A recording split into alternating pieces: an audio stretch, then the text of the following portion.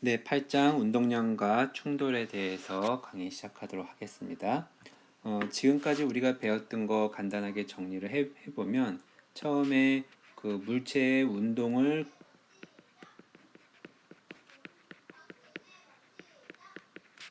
기술을 했었고, 그 다음에 뭐 이걸 이제 뭐 속도, 가속도 이런 거 했었고요. 그 다음에 여기다 이제 플러스 그 이 등가속도 운동법, 등가속도 운동 방정식이라 그래야 되나? 운동을 이제 표시하는 그 식을 우리가 얘기를 했었죠. 그래서 V는 V0 더하기 AT. 그다음에 그 이동 거리는 V0T 더하기 2분의 1 AT 제곱. 그다음에 EAS는 V 제곱 빼기 V0 제곱. 이런 얘기를 했었고요. 그다음에 그 힘과 가속도의 관계. 지금 뭐냐? F 이퀄 ma죠. 그래서 뭐 이게 뉴턴의 운동 법칙이라고도 할 수 있죠.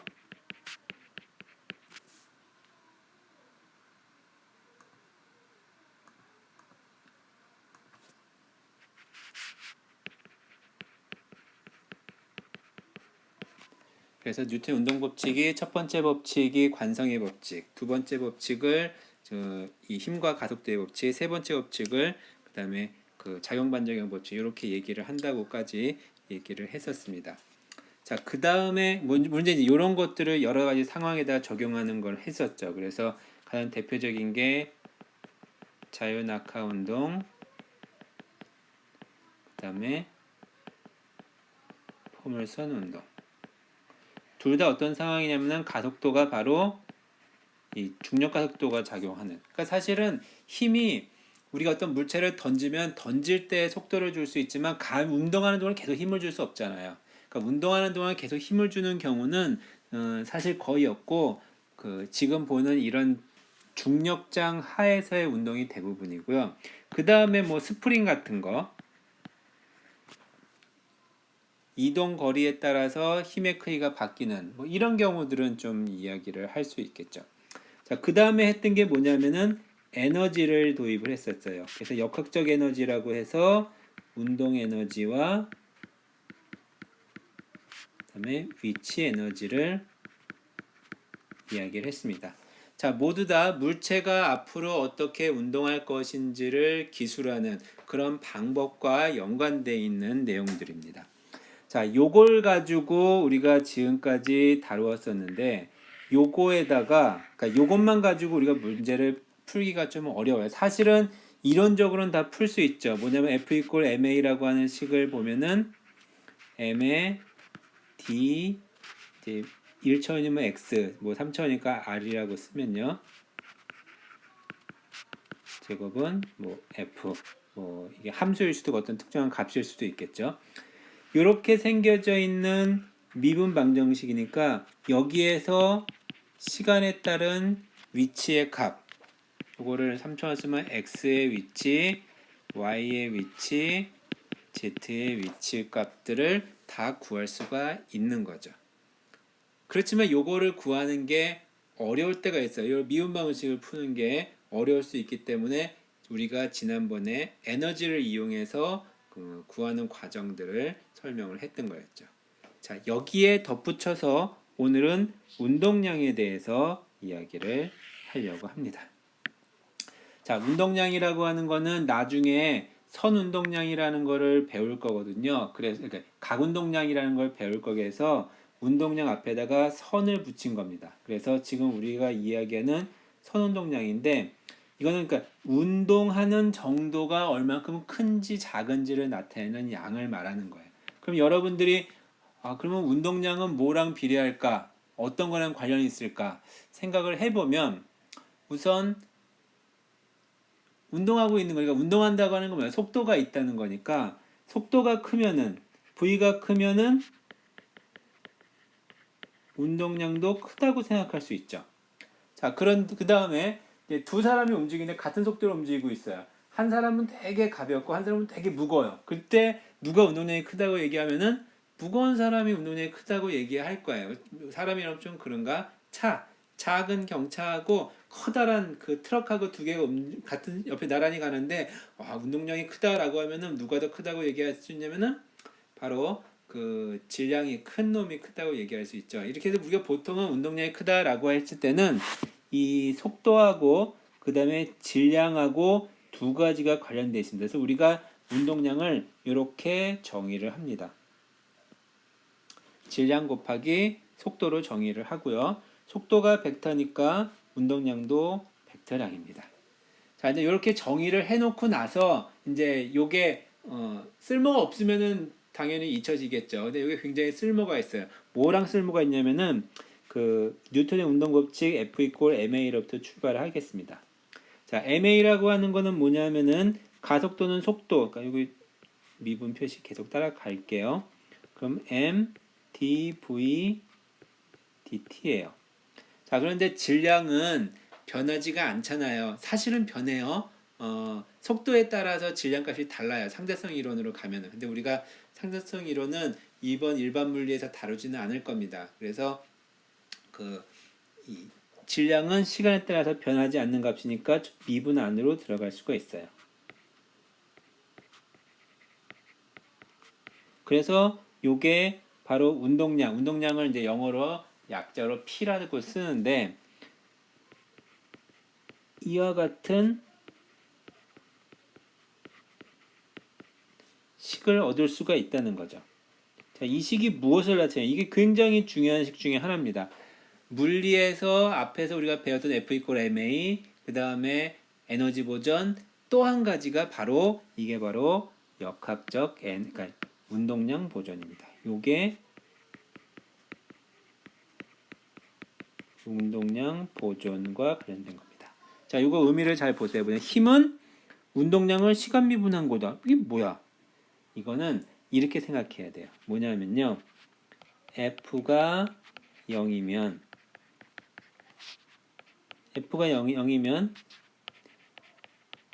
dp, dt가 0이고 요건 무슨 소리냐면은 시간에 따라 p, 즉 운동량이 변하지 않는다. 즉,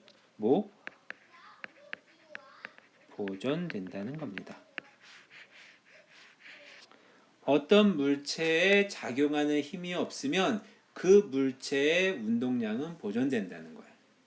그러면 물체가 하나가 아니라 여러 개가 있는 어떤 덩어리라고 볼게요.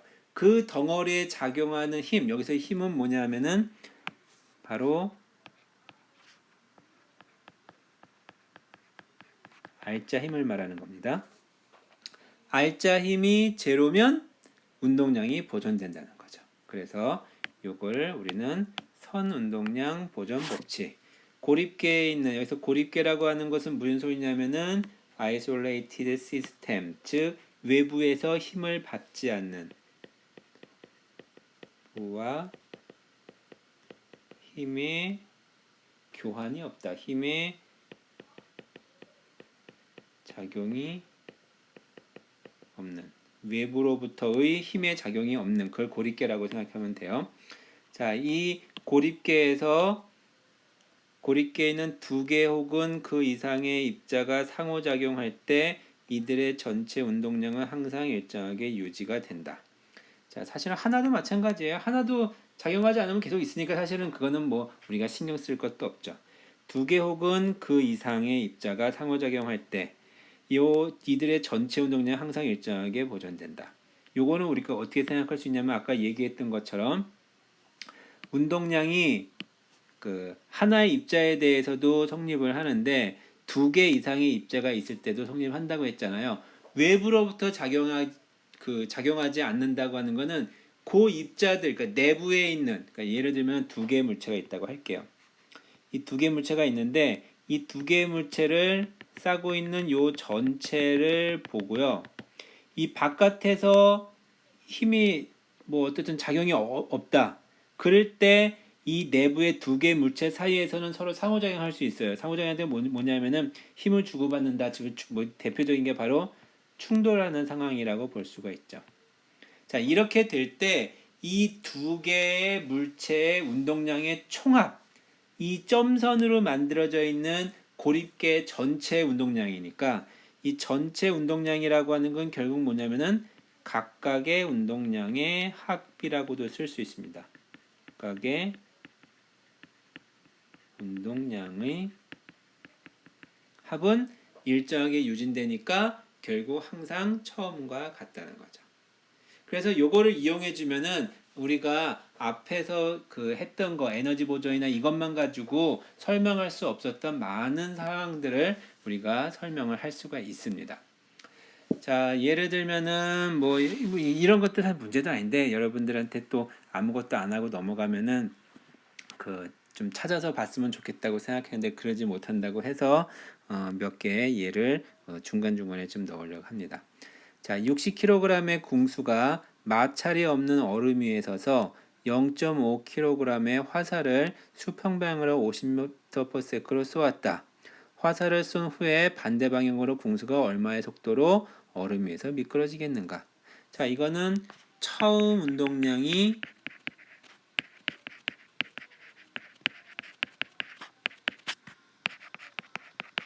나중 운동량과 같다. 네, 이게 좀 안 예쁘네.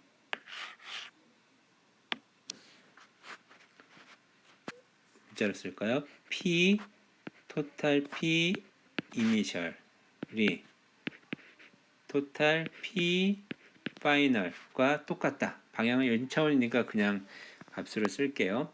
자, 처음에는 정지에 있죠. 정지에 있으니까 원래는 물체 사람의 크기 60kg 더하기 0.5 곱하기 0. 이게 바로 PI가 되겠죠. PF는 오른쪽을 플러스라고 놓으면요.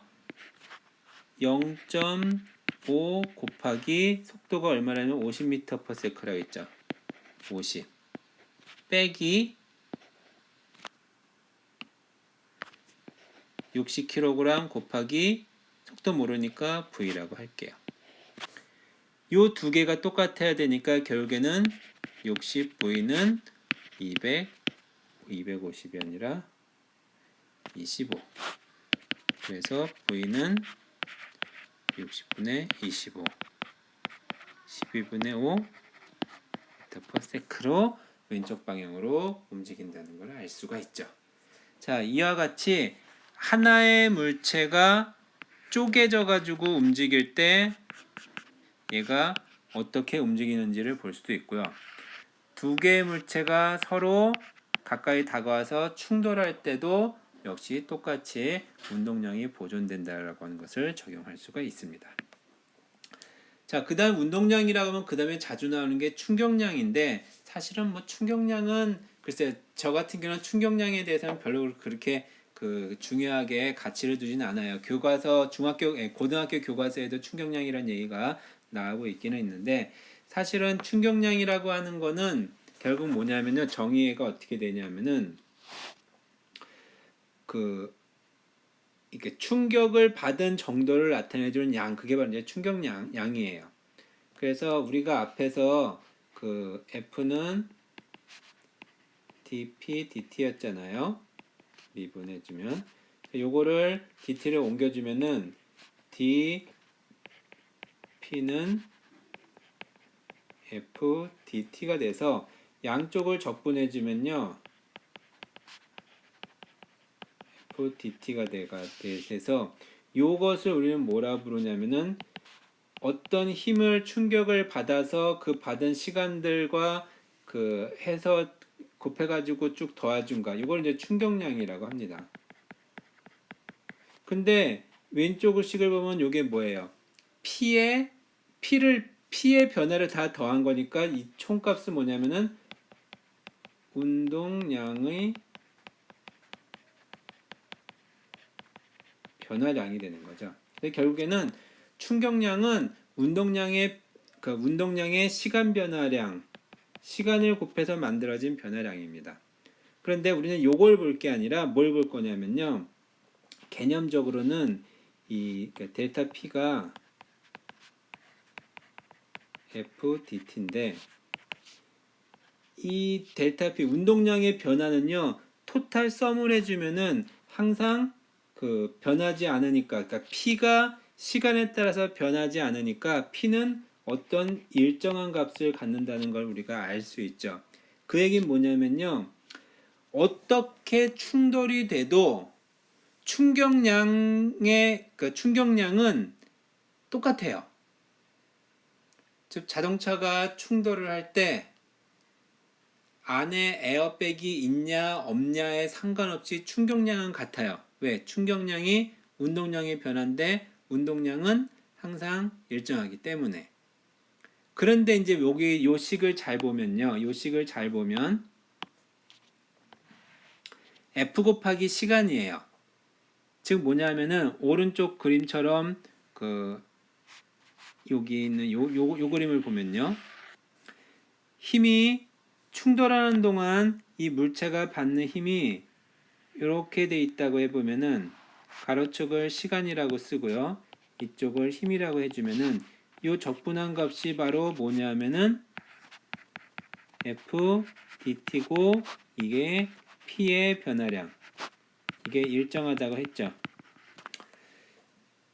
이때 이 힘의 평균값 요 힘의 평균에 해당되는 거를 우리는 뭐라 그러면 충격력이라고 부릅니다. 즉 뭐냐면은 이 처음부터 마지막까지 이 시간을 델타 t라고 해주면은 평균력은 우리가 어떻게 정의해 주냐면은 이 전체를 적분해 준 거 F 곱하기 dt의 델타 t로 적분을 나눠줍니다. 즉 뭐냐면은 얼만큼 큰 힘을 받냐 안 받았냐 그 얘기예요. 자, 요거를 충돌할 때 얘를 어떻게 해야 되냐면은 줄이는 얘를 줄여야지 내가 타격을 적게 입는 거죠. 그런데 여기서 요거는 변할 수가 없죠. 이거는 불변입니다. 즉 일정한 값을 갖게 돼요. 그러니까 F를 그 충격력을 줄이려면 어떻게 돼요? 요거를 크게 해야 하죠. 그래서 우리가 어떤 충돌이 일어날 때 충돌이 일어나는 시간을 길게 만들어주면 충격력은 작아지니까 적게 타격을 입는 거예요. 그래서 여기 보이는 요 에어백 있죠?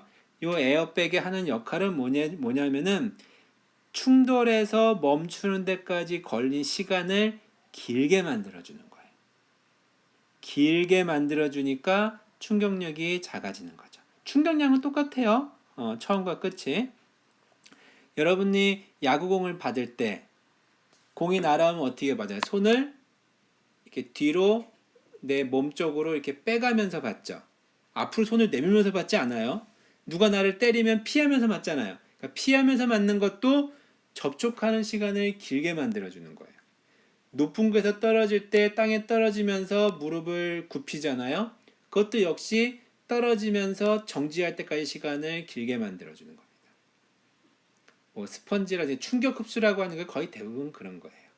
지금 요것이 그 실생활에서 굉장히 많이 사용되는 거죠. 그래서 운동량의 변화는 아까 말한 것처럼 변화가 없이 보존이 되는데 그때 운동량의 변화를 충격량이라고 하고, 그러니까 충격량은 변하지 않아요. 처음과 마지막에 정해져 있으면, 처음에 움직여 있고 마지막에 멈췄으면은 그 운동량의 변화량 자체가 충격량이니까. 그때 그 충격량을 일정하지만 받는 충격을 적게 만들기 위해서는 F를 적게 만들기 위해서는 T 시간을 길게 만들어줘야 된다. 그게 바로 운동량 보존을 이용해서 충돌, 주로 이제 충격을 설명하는 핵심적인 원리라고 볼 수 있습니다. 자, 그럼 조금 구체적으로 얘기를 볼게요. 자, 1차원 충돌에 대해서 얘기할 텐데 우리가 앞에서 1차원 운동을 배우고 2차원 넓혔잖아요. 마찬가지입니다. 1차원 운동만 알면 2차원은 XY 쪼개가지고 두 번 해주면 되는 겁니다. 자, 충돌하는 상황을요, 극단적으로 나눠가지고 어떻게 구분해 주냐면요. 탄성 충돌이 있고요. 그 다음에 비탄성 충돌이 있어요. 자, 비탄성 충돌 중에서 특수한 경우를 완전 비탄성, 여기다 쓰지 맙시다.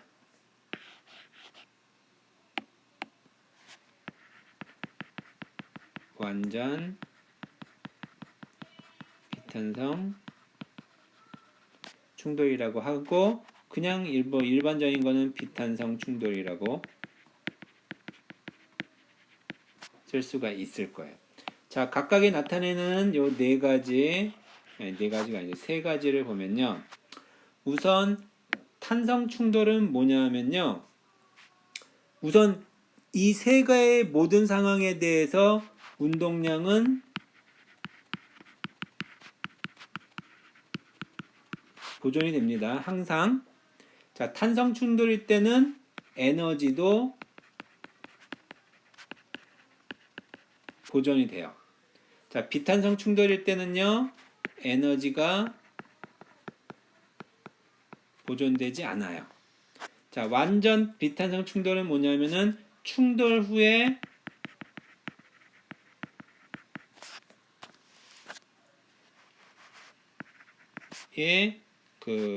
붙어버리는, 이걸 완전 비탄성 충돌이라고 합니다. 자, 이상적으로 탄성 충돌은 사실은 없어요.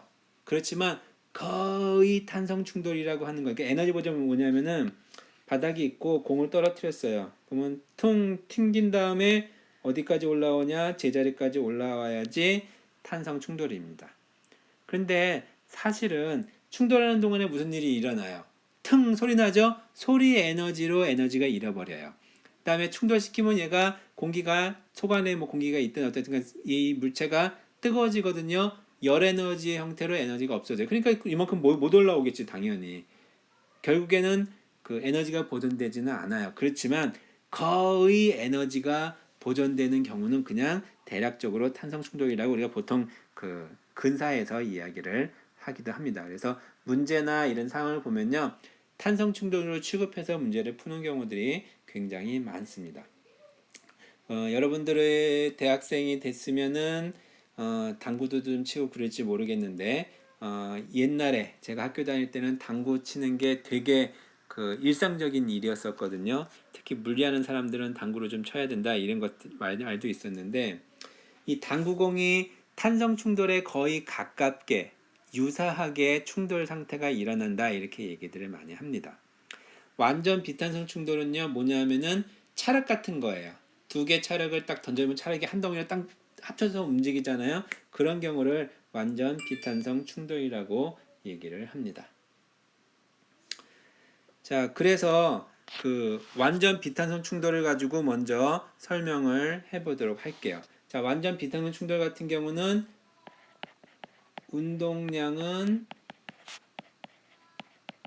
보존이 되고 에너지는 보존되지 않는다고 얘기를 했었죠.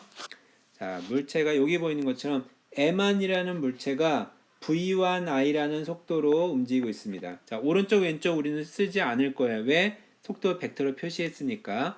V가 플러스면 오른쪽으로 이동하는 거고 마이너스는 왼쪽으로 이동하는 거라고 생각해 주면 됩니다. M2라는 물체가 V2i로 움직이고 있어요. 자, 충돌하는 후에 마지막에 VF라는 속도로 움직인다라고 해주면 운동량 우리가 알고 있는 운동량 보존밖에 없으니까 운동량 보존을 적용시켜 보자. 충돌 전의 운동량은 뭐예요? M1 V1I 더하기 M2 V2I, 이게 운동량의 총합이에요.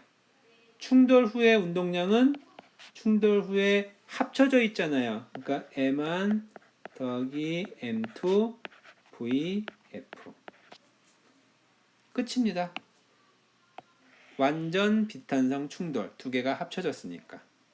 그래서 처음에 질량 주고 물체 속도 주고 그 다음에 나중에 충돌한 이후에 어떻게 움직이는지 구하라. 그러면은 뭘 구하라는 거예요? 바로 요 VF 구하라는 거니까 요 M1 더하기 M2를 나눠줘 버리면은 값을 우리가 구할 수가 있죠. 여기 써 있는 것처럼 VF는 M1 더하기 M2의 M1 V1I M2 V2I. 이걸 누가 쓸데없이 외우는 사람들도 있을 거야. 외울 필요 당연히 없죠. 이거는 운동량 보존이라는 거에서 그냥 유도에서 나온 거였으니까.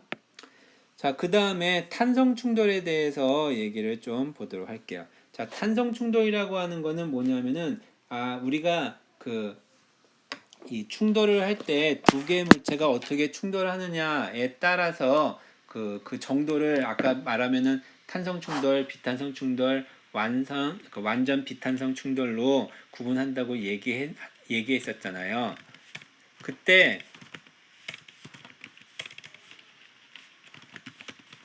그 충돌하는 정도를 나타내주는 값을 우리는 뭐라 그러면은 탄성계수라고 부릅니다.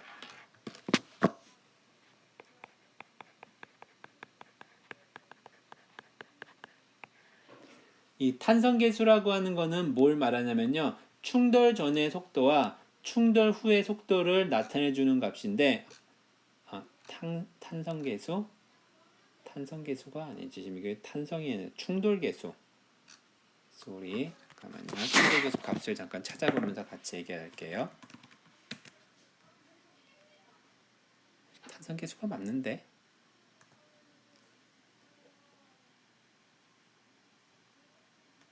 탄성계수라고 하기도 하고 반발계수라기도 합니다.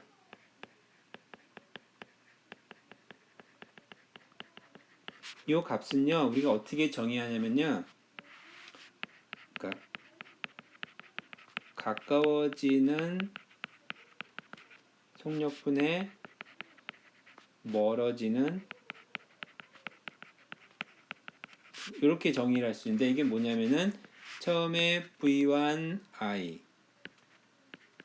빼기 V2I, 그 다음에 멀어지는 거는 그러니까 나중에 충돌 전 속력의 차이, 충돌 후 속력의 차이예요.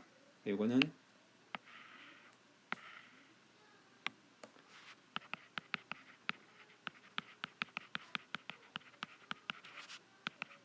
속도차.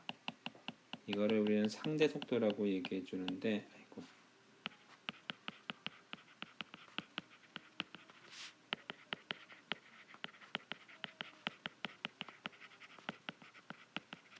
이렇게 얘기해 주면은 V1F 빼기 V2F 이렇게 되죠. 자, 그러면 만약에 완전 탄성 충돌, 그러니까 이 값은요, 이게 절대값으로 우리가 이제 쓰는데 V1F하고 V2F하고 똑같다. 무슨 운동이에요? 충돌 이후에 두 물체 속도가 똑같다라고 하는 건 뭐냐면 같이 붙어 간다는 거죠. 즉 완전 비탄성 충돌이죠. 이게 0이 됩니다. 즉 뭐냐면 요거가 완전 비탄성 충돌. 자, 질량이 다른 경우가 좀 문제가 돼서 그런데 질량이 두 개가 똑같다고 해봅시다. 똑같은 놈이 두 개가 MM으로 와서 VV 충돌을 해주면요. 나중에 완전 그러니까 탄성 충돌일 때는 어떻게 되냐면은 똑같은 VV의 속도를 가지고 밖으로 튀어나가거든요. 이럴 때는 뭐냐면은 값이 1이 됩니다. 그래서 이 탄성 충돌은요. 0일 때가 완전 비탄성 충돌, 1일 때가 탄성 충돌, 요 사이인 값일 때가 그냥 비탄성 충돌인데 완전 비탄성 충돌에 가까울 수도 있고 탄성 충돌에 가까울 수도 있죠. 그래서 예전에 뭐 상하로 만든 당구공 같은 경우에 이 탄성 계수가 반발 계수가 약 뭐 0.97이다, 뭐 9 몇이다, 뭐 이런 얘기들을 썼던 것 같아요. 자, 어쨌든 탄성 충돌 같은 경우는요.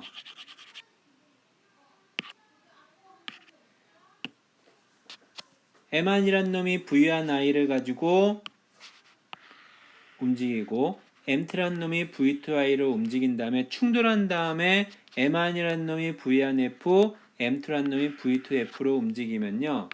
충돌 전의 운동량은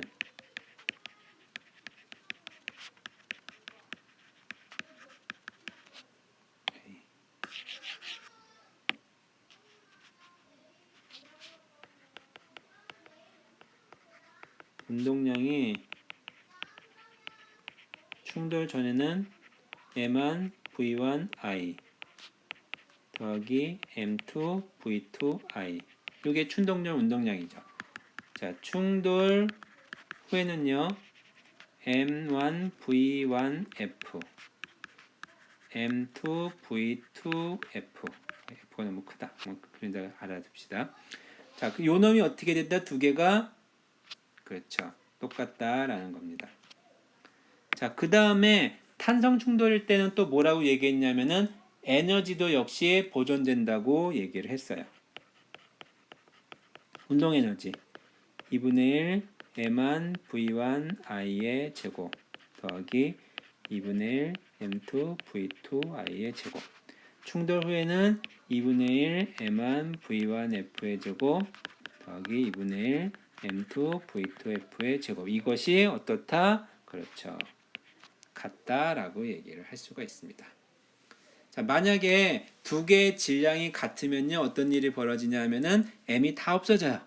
그러면 식이 좀 더 간편해지죠. 자, 대표적인 실험 중에 하나가 그 응력 완충 실험기라고 써 있는데 이런 제목을 쓰지 않고 이거 뭐라고 부르냐면은 탄성 충돌 실험 장치라고 부릅니다. 또는 뉴턴 코레들이라고 부르기도 하고요. 한번 찾아볼까요? 이거 미리 이걸 해놨었는데 딴 거를 해야겠네. 자, 뭐냐 하면은 아까 탄성 충돌 실험 장치 할 걸까요? 탄성 충돌 실험 장치. 요거 한번 봅시다. 이 대한민국 영문법 끝났습니다. 여러분 감히 말씀드리건데 이 강좌를 보신다면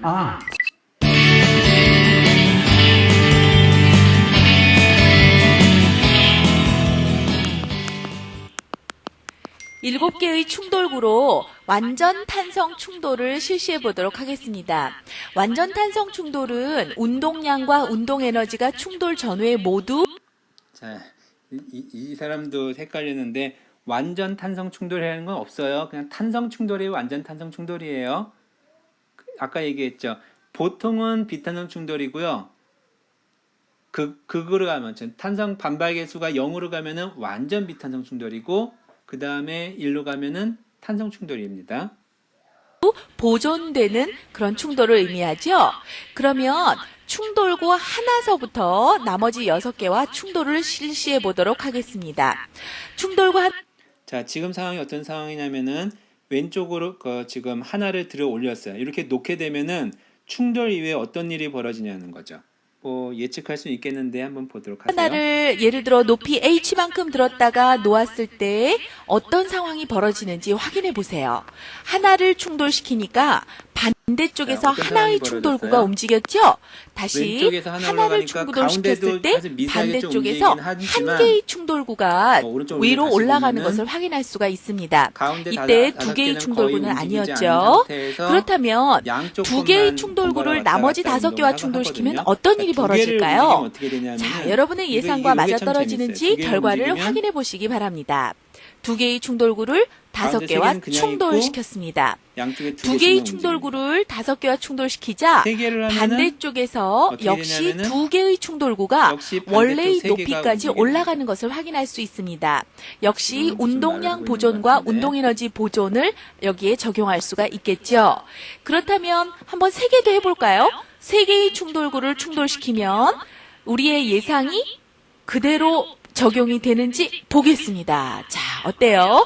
세 개의 충돌구가 자, 사실 가운데가 좀 움직이고 있는데 이렇게 움직이는 이유는 뭐 여러 가지들이 있어요. 이게 그 탄성 계수가 1이 아니기 때문에 그런 경우도 있었어요. 그러니까 탄성 충돌하고 보다는 약간 비탄 충돌기가 좀 남아 있어서 에너지가 보존되지 않기 때문에 그런 경우들이 있는데 우리 그냥 무시하고 탄성 충돌이라고 가정을 해볼 겁니다.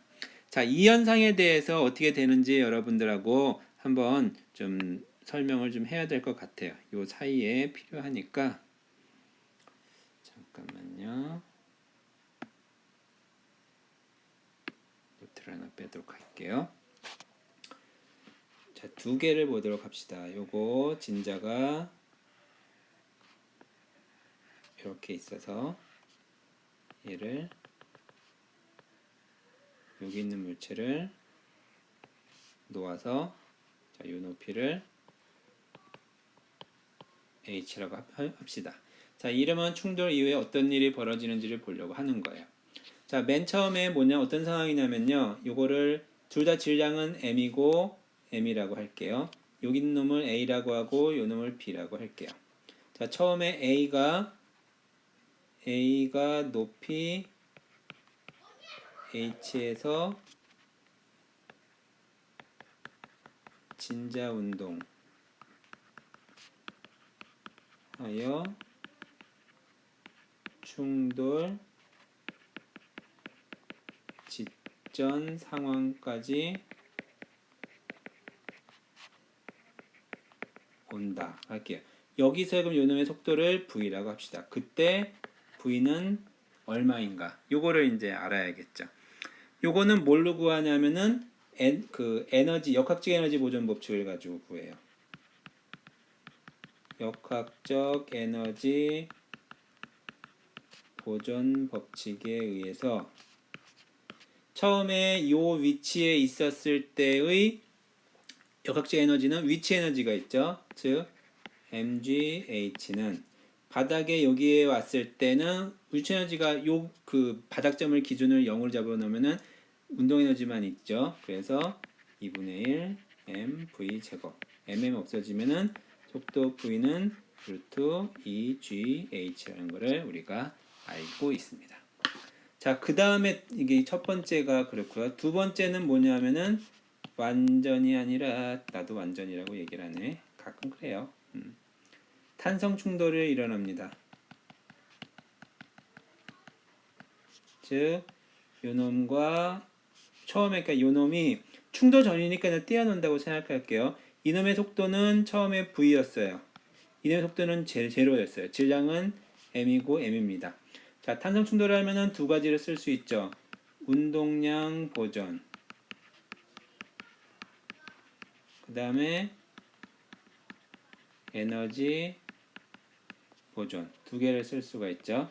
자, 운동량 보존은 뭐냐면은 처음에 운동량이 뭐가 있어요? 왼쪽에 있는 놈의 운동량 mv, 오른쪽에 있는 운동량 n 곱하기 제로는 나중에는 이놈의 운동량을 그 속도를 v1, 이놈의 속도를 v2라고 해봅시다. 그러면 mv1이 mv2가 되겠죠. v1, v2가 어떤 값인지는 모르지만요. 에너지 보존은요, 2분의 1 mv의 제곱은 이놈은 이제 제로일 거고 2분의 1 m v1 제곱 더하기 2분의 1 m v2의 제곱입니다.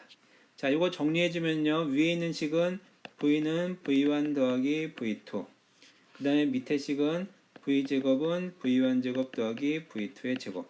자, 여기서 v1과 v2를 구하는 게 이 문제의 핵심입니다. 자, v1은 v2, v 빼기 v2를 여기다가 대입해주면요, v 제곱은 v 빼기 v2의 제곱 더하기 v2의 제곱, v 제곱 2v2v 더하기 v2 제곱 더하기 v2의 제곱. 얘 없어지니까 결국 남은 거는 2v2의 제곱 빼기 2v2 v 이꼴 제로니까 2v2의 v2 빼기 v 이꼴 제로. 그래서 v2는 0 아니면은 v입니다. 자, v2가 0이면은 v1은 뭐가 되냐면 v가 되고요. v2가 v면은 v1은 제로가 됩니다. 즉 뭐냐면요, 나중에 v1, v2의 쌍은요 0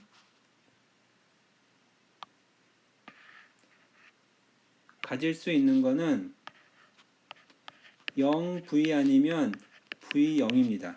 자, 그런데 처음에 충돌 전에 뭐였어요? V0였죠. 그러니까 요거는 뭐냐면은 충돌을 안 한 상황과 똑같은 거죠. 처음과 뒤의 속도가 똑같으니까. 그래서 요거는 물리적으로 의미가 없는 해가 되니까 결국에 우리가 여기서 의미 있는 해는 뭐냐면 0V라는 거예요.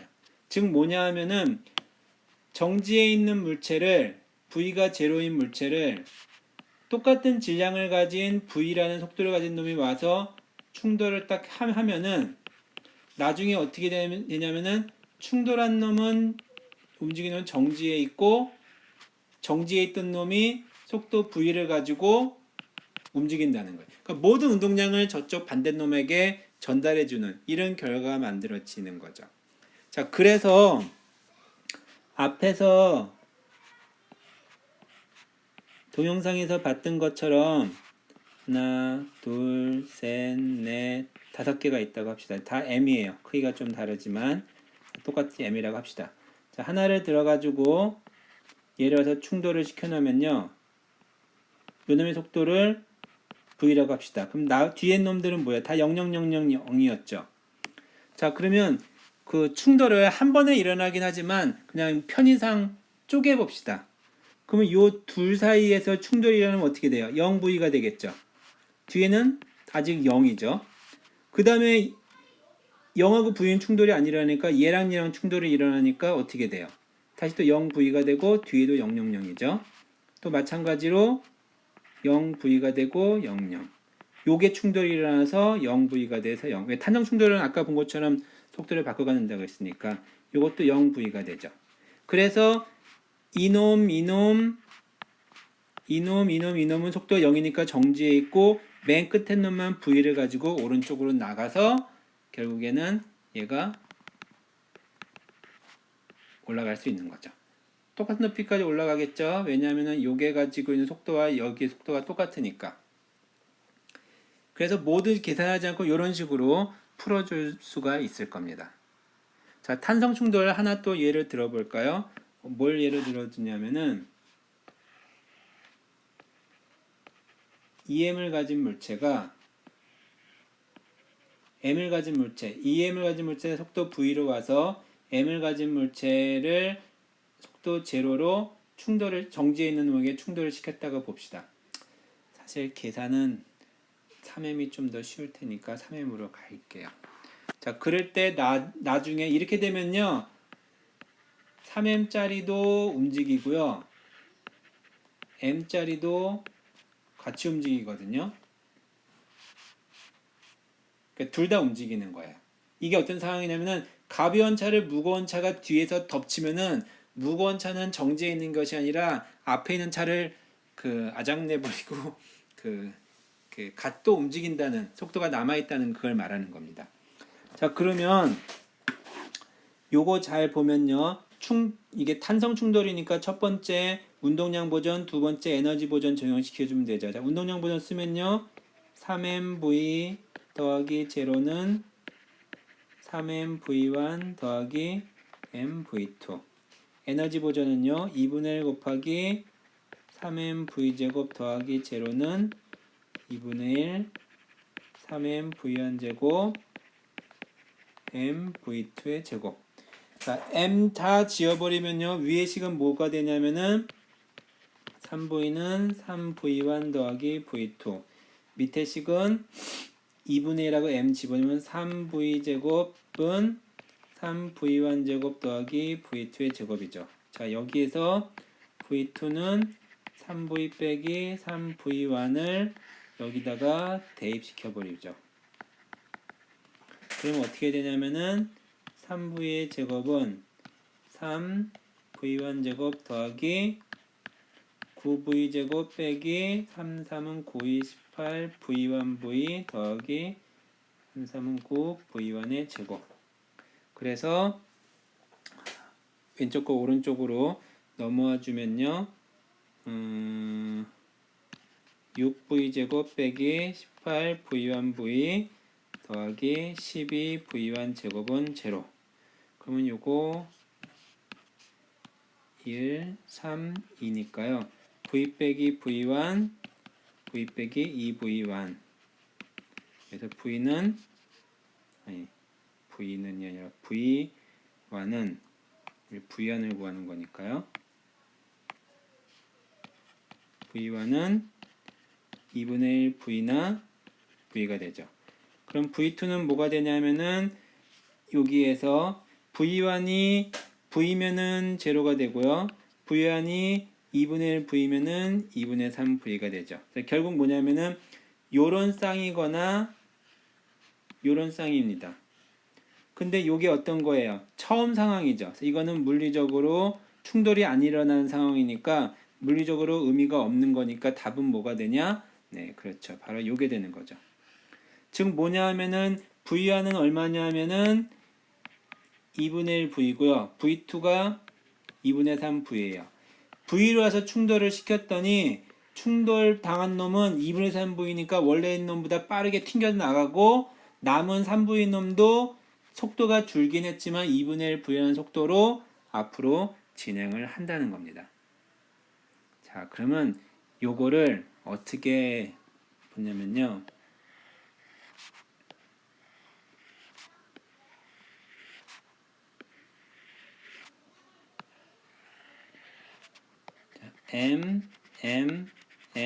M이란 놈이 3M이란 놈이 와가지고 충돌을 V라는 속도로 와서 충돌을 했다고 봅시다. 자, 그 다음에 일어나는 상황에 대해서 여러분들이 예측해 보려고 하는 게 지금 연습을 하려는 거예요. 잠깐 멈춰놓고 해보고 그 다음에 제 설명을 들었으면 좋을 것 같아요. 만약에 그게 자, 좀 보도록 합시다. 그러면 처음에 이놈을 A, B, C, D, E라고 해주면요. A 별로 의미가 없지만 A, B, C, D, E. 처음에 이놈의 속력이 뭐였냐면은 속력이 V였어요. B는 0, 0, 0, 0이었죠. 자, A가 요 놈은 3M이에요. 3M. 요거만. 그럼 V가 3M으로 와서 제로와 충돌하면 뭐가 돼요? 2분의 1 V와 2분의 3 V가 됐죠. 자, 2분의 1 V와 2분의 3 V가 됐습니다. 아직 뒤에는 000이에요. 자, 그 다음에 이제 중요한데, 이게 좀 제가 약간 사입이라고 해야 되나? 결과만 가지고 정성적으로 요도를 하는 겁니다. 자, B, C, D는 다 M이니까 2분의 3 V가 이렇게 충돌되면은 0, 2분의 3 V가 되고요.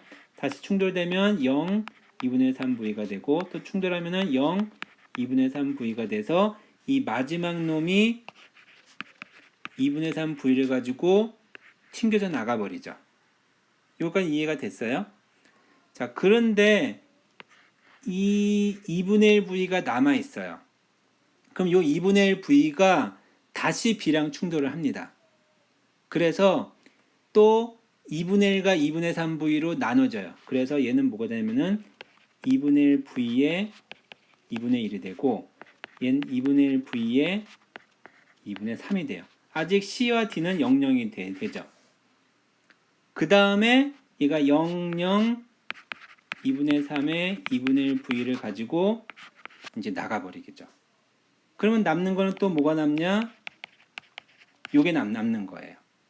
그래서 또 얘랑 또 충돌이 일어나서 2분의 1 V에 2분의 1에 2분의 1. 그리고 요거는 2분의 1 V에 2분의 1에 2분의 3이고, 요 C는 0이 돼버리는 거죠.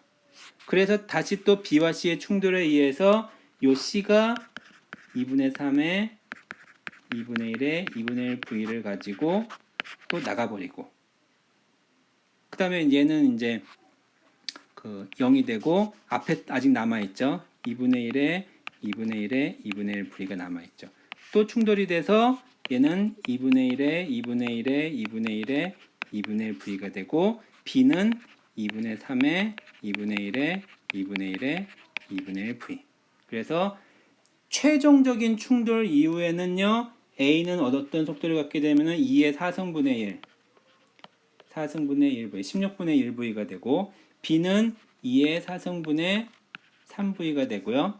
C는 요게 C였죠. 2의 3승분의 3V, D는 2의 제곱분의 3V, E는 2분의 3V. 그래서 모든 A, B, C, D, E가 속력이 다 달라요. 속력이 다 다르니까 완전 쪼개서 나가는 거죠. 그래서 만약에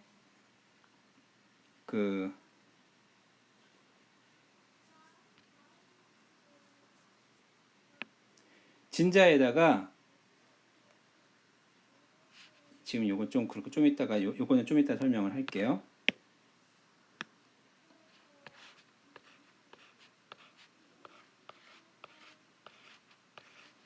이렇게 놓고 3M짜리라서 충돌을 시키면요. 나중에 A, B, C, D 5개가 전부 다 다른 속도로 가버리니까 나중에 어떤 일이 벌어지냐면은 이렇게 5개가 다 쪼개지는 결과가 나타나요. 그럼 얘를 어떻게 이해할 수 있냐, 이해가 아니라 해보냐면요.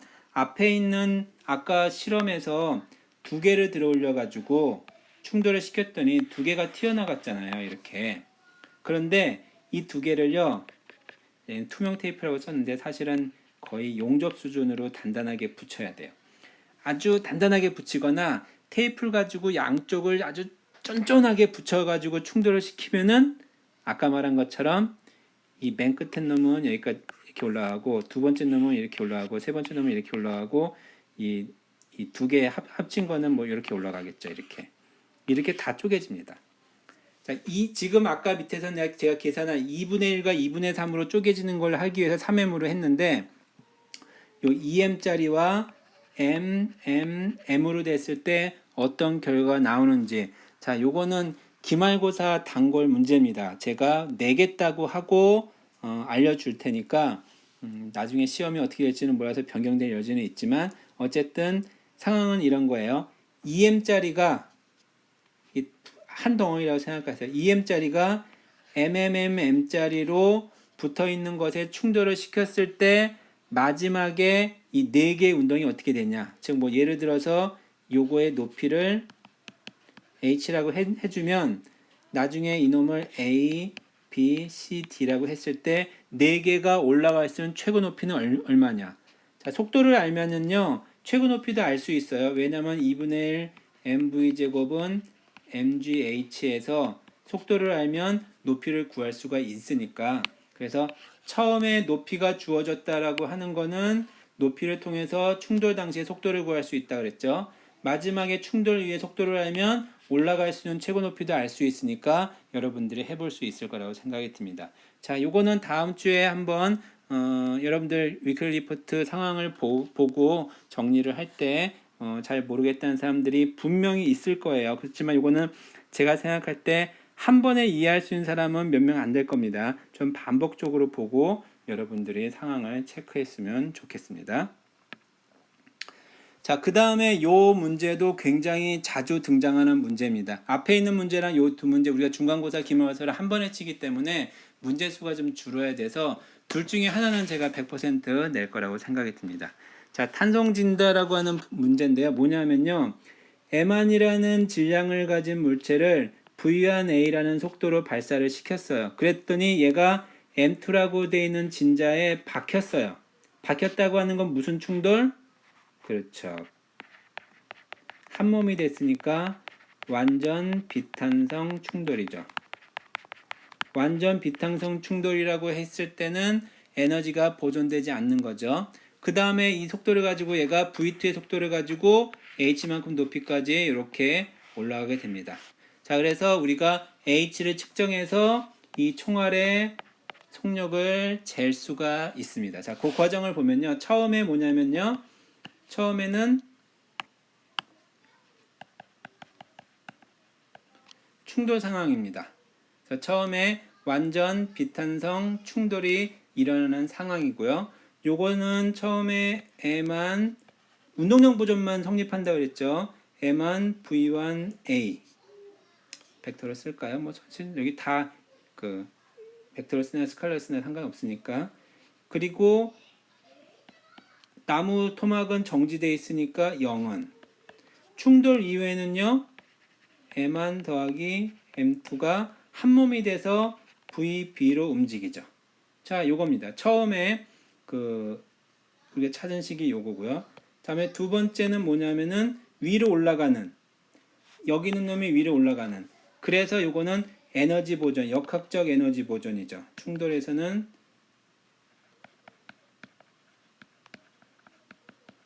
운동량 보존이고요. 이거는 역학적 에너지 보존을 나타내 주는 겁니다. 자, 그래서 처음에 가지고 있었던이 아니라 여기 있을 때랑 여기 있을 때랑 에너지가 보존되는 거예요. 어떤 사람은 이거의 에너지와 이거의 에너지를 비교하는데 여기의 에너지와 여기의 에너지는 차이가 있어요. 보존되지 않아요. 왜? 완전 비슷한 충돌이니까 얘는 에너지가 없어지죠. 열이나 소리나 이런 형태로. 그래서 요때 에너지를 왼쪽에다 적어주면은 2분의 1 M1 더하기 M2가 VB. 이게 운동 에너지죠. 다음에 높이 H만큼 올라갔으니까 M1 더하기 M2 GH. 자, 우리가 알고 싶은 건 V1A, 처음에 얼만큼의 속력으로 충돌했는지를 알고 싶다 그랬죠. 자, 여기에서부터 V1A는 뭐가 되냐면은 M1분의 M1 더하기 M2 VB가 되는 거였고요. 여기서 VB는 뭐가 되냐면 A 없어지고 나면은 루트 2GH가 되죠. 그래서 결국에는 M1의 M2의 루트 2GH가 됩니다. 그래서 여러분들이 이 높이를 측정해서 이 속도를 재는 뭐 그런 실험들을 이용해서 운동량 보존을 확인하는 이런 실험들을 수행을 하게 됩니다. 자, 2차원 충돌은요, 두 개가 그 충돌이 일어날 때 1차원이 아니라 정지해 있는 공이 움직이는 공이 와서 충돌이 일어나서 얘가 이렇게 쪼개졌어요. 그 당구 쳐본 사람은 알겠지만 당구공 움직이는 거랑 똑같다고 보면 돼요. 자, 그럴 때는 어떻게 해주냐면요, X, Y로 쪼개는 거예요. X축과 Y축으로 쪼개면은 이놈을 V1F라고 해주면은 요거의 성분은 코사인이죠. 그래서 V한 코사인 세타가 되고요. 위쪽 속력의 성분은, 속도 성분은 V1F 사인 세타고, 여기 마찬가지로 코사인과 사인, 방향이 반대니까 마이너스 썼습니다. 자, 그래서 처음에 가지고 있는 요놈의 그 운동량은 어떻게 되냐면 V1, 그러니까 M1 V1I가 될 거고요. 요거에는 V1I. X방향이니까 돼 있고, 다음에 이놈의 X방향 운동량은 제로가 되죠. Y방향은 첫 번째도 제로, 두 번째도 제로가 돼요. 자, 다음에 이 충돌 이후에 그 X방향 운동량은 M1의 V1F 코사인 세타 더하기 M2의 V2F 코사인 파이.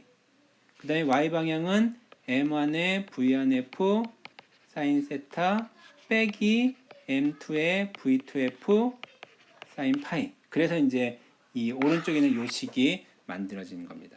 자, 그 다음에 탄성 충돌이면은 에너지 보존도 성립을 하게 되겠죠. 자, 그래서 하나만 여러분들 팁을 알려주면요. 자, 여기에 당구공이 있어요. 이제 포켓볼을 친다고 봅시다. 자, 그럴 때 여러분들이 얘를 쳐서 요 놈이 요렇게 구멍에다 집어넣는 거잖아요. 그럴 때 잘못 치면 내공이 반대쪽 구멍으로 들어가면 안 되잖아요. 그러면 얘를 쳤을 때 내공이 어떻게 움직이는지를 보려고 하는 겁니다. 자, 요거는 처음에 질량이 똑같아요. 당구공은요. 그래서 충돌을 해서 얘가 여기로 이렇게 나간다고 봅시다. 요놈의 속도를 V1 벡터를 쓸게요. 이 속도를 V2라고 해보겠습니다. 처음에 가진 속도를 V라고 할게요. 자, 그럼 V는 운동량 보존은요, MV는 MV1 더하기 MV2.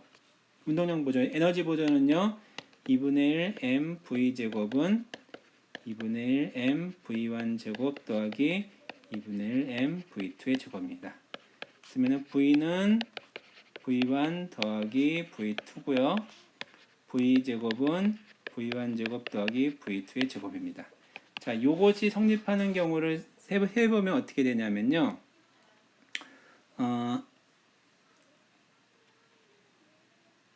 요거를요, 다시 이쪽에다 그리면은,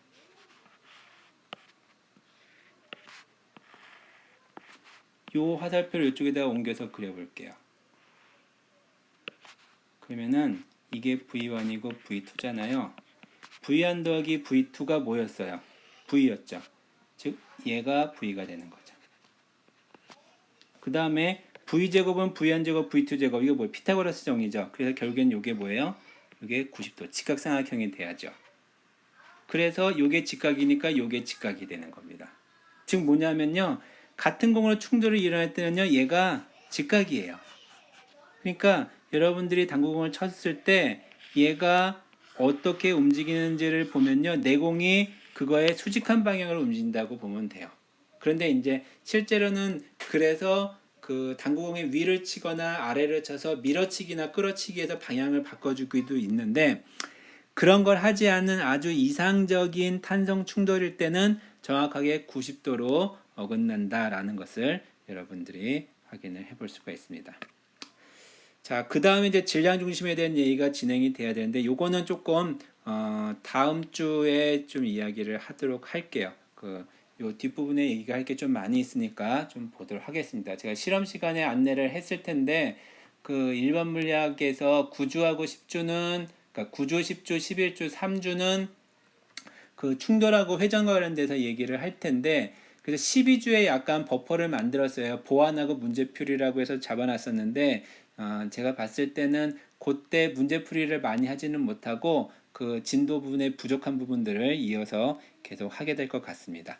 자, 그거는 진행하면서 여러분들이 영상 통해서 확인하기 바랍니다. 이상 9주차 영상 강의 마치도록 하겠습니다.